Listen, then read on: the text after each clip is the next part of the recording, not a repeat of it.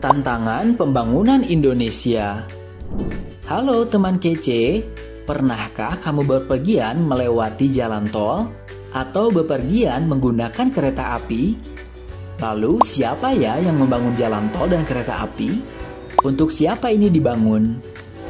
Iya benar, jalan tol dan kereta api dibangun oleh pemerintah untuk kepentingan masyarakat Indonesia. Kalau begitu, kenapa ya ini semua perlu dibangun? Tentunya supaya masyarakat semakin sejahtera. Tidak hanya jalan tol dan kereta api, ada banyak sekali pembangunan oleh pemerintah yang ditujukan agar kehidupan masyarakat sejahtera. Apa itu pembangunan? Pembangunan adalah sebuah usaha terencana untuk mendorong perkembangan kualitas kehidupan masyarakat dalam berbagai bidang. Pembangunan di lingkup negara disebut dengan pembangunan nasional. Kebijakan pembangunan nasional dirancang oleh pemerintah dan dilaksanakan oleh seluruh masyarakat untuk bisa mencapai tujuan nasional. Lalu, bagaimana pembangunan di Indonesia yang berlangsung sejak Orde Lama, Orde Baru, dan pasca reformasi? Pada masa Orde Lama, Presiden Soekarno membentuk Badan Perencanaan Pembangunan Nasional atau Bappenas, yang hingga saat ini merupakan lembaga negara yang berperan penting dalam upaya perencanaan pembangunan di Indonesia. Dalam bidang infrastruktur, pemerintahan Orde Lama telah membangun berbagai sarana dan prasarana. Di antaranya, Stadion Olahraga Gelora Bung Karno di Jakarta, dan Jembatan Ampera yang melintasi Sungai Musi di Sumatera Selatan. Pada masa Orde Baru, Presiden Soeharto mewacanakan trilogi pembangunan yang menjadi landasan kebijakan, yaitu terwujudnya stabilitas politik dan keamanan, pertumbuhan ekonomi yang tinggi, dan pemerataan hasil pembangunan. Karena pembangunan nasional tidak mungkin terwujud dalam waktu yang singkat, dirancang serangkaian program pembangunan jangka panjang atau PJP yang akan berlangsung selama 25 tahun. Beberapa program unggulan yang dilakukan pada PJP tahap 1 ini adalah Keluarga Berencana atau KB, Transmigrasi, dan Pendidikan Dasar. Setelah Orde Baru selesai, Indonesia masuk pada masa reformasi.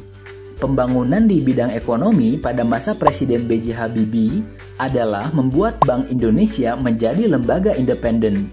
Sementara kebijakan di bidang politik adalah melakukan pencabutan terhadap pembatasan pers, merestui jajak pendapat untuk wilayah Timur Timur, dan mengadakan pemilu pertama setelah reformasi.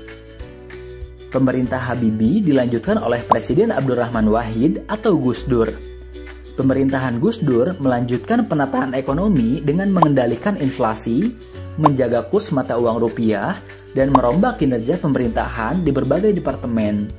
Selain itu, pemerintahan juga fokus membangun persatuan dan toleransi dalam masyarakat. Setelah Presiden Gus Dur, pemerintahan dilanjutkan oleh Presiden Megawati Soekarno Putri. Di bidang politik, pemerintahan Megawati sukses mengadakan pemilu pertama untuk memilih presiden secara langsung. Di bidang ekonomi dilakukan kebijakan privatisasi BUMN dan pengalokasian utang luar negeri untuk efektivitas pembangunan. Setelah Presiden Megawati, pemerintahan dilanjutkan oleh Presiden Susilo Bambang Yudhoyono atau SBY. Pembangunan pada masa Presiden SBY adalah revitalisasi industri pertahanan atau industri strategis. Keaktifan di kerjasama ekonomi internasional seperti APEC dan G20, dan pembentukan Badan Penyelenggara Jaminan Sosial atau BPJS. Pemerintahan kemudian dilanjutkan oleh Presiden Joko Widodo atau Jokowi. Pada masa awal kepemimpinan, Presiden Jokowi berhasil dibangun jalan nasional dan jalan tol yang termasuk dalam Proyek Strategis Nasional atau PSN. Lalu, bagaimana cara mengukur keberhasilan dari pembangunan suatu negara? Keberhasilan pembangunan dapat diukur dari pertumbuhan ekonomi dan kualitas kehidupan. Pembangunan dapat dikatakan berhasil apabila tingkat produktivitas ekonomi masyarakatnya cukup tinggi. Pertumbuhan ekonomi di suatu negara dihitung dari tingkat perkembangan produk domestik bruto atau PDB setiap tahun. Sementara itu, indikator untuk keberhasilan kualitas kehidupan menggunakan Indeks Pembangunan Manusia atau IPM. IPM mengacu pada 3 komponen, yakni tingkat harapan hidup pada saat kelahiran, tingkat pencapaian pendidikan untuk SD, SMP, dan SMA, serta tingkat pendapatan per kapita. Keberhasilan dalam pembangunan tentu bisa mendorong Indonesia menjadi negara maju. Indonesia telah memiliki visi untuk menjadi negara maju pada tahun 2045. Apa saja karakteristik negara yang maju? Di negara maju, masyarakatnya memiliki pendapatan rata-rata yang tinggi sehingga dapat memenuhi kebutuhan hidupnya. Sebaliknya, tingkat pengangguran dan kemiskinannya rendah. Negara maju memiliki kualitas pendidikan yang baik dan merata, sehingga menghasilkan masyarakat yang berkualitas dan mandiri. Kualitas masyarakat yang baik menyebabkan negara maju dapat menguasai ilmu pengetahuan, teknologi, dan juga industri. Apakah Indonesia bisa menjadi negara maju? Indonesia memiliki potensi berupa kekayaan alam, keanekaragaman budaya, dan banyaknya penduduk.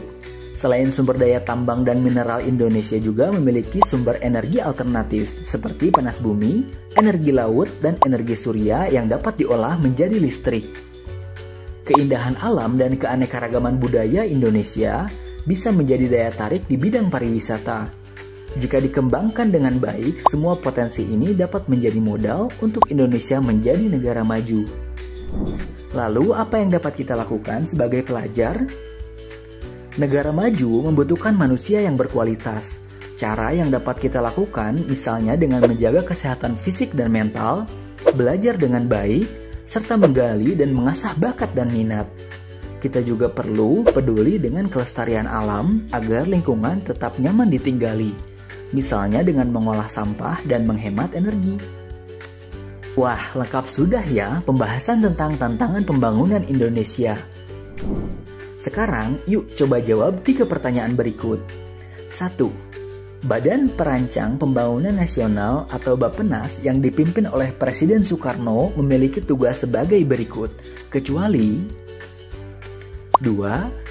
Pemerintah pada masa Orde Baru menyusun pembangunan jangka panjang tahap pertama sebab 3. Salah satu kebijakan Presiden B.J. Habibie untuk memperbaiki perekonomian negara adalah. Tulis jawabanmu di kolom komentar ya. Kalau mau latihan soal topik tantangan pembangunan Indonesia, yuk kunjungi website kejarcita.id atau download aplikasi Kejar Cita di Play Store. Like and share juga video ini ke teman kecil lainnya ya. Kejar cita, kejar ilmu, raih cita.